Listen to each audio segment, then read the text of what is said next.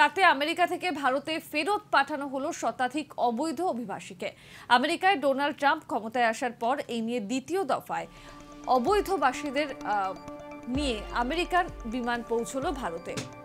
প্রধানমন্ত্রী নরেন্দ্র মোদীর আমেরিকা সফর এবং ট্রাম্পের সঙ্গে বৈঠকের পর অবৈধবাসীদের নিয়েই এই প্রথম বিমান পৌঁছলো ভারতে। দ্বিতীয় দফায় মোট 119 জন ভারতীয় অবৈধ অভিবাসীকে ফেরত পাঠিয়েছে আমেরিকা।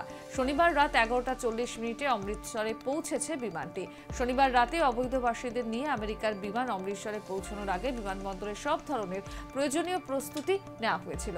উপস্থিত ছিলেন কেন্দ্রীয় মন্ত্রী রবনীত সিং বিট্টু, পাঞ্জাবের মুখ্যমন্ত্রী ভগবান মানো এবং সন্ধ্যায় তিনি সেখানে পৌঁছেও গিয়েছিলেন।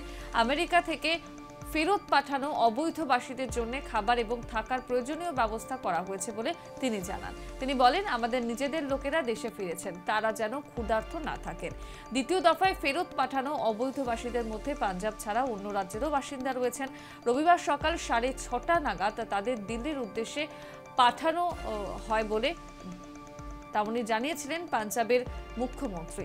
আর এই নিয়ে 119 জন অবৈধবাসীর মধ্যে 67 জনই পাঞ্জাবের বাসিন্দা বলে খবর।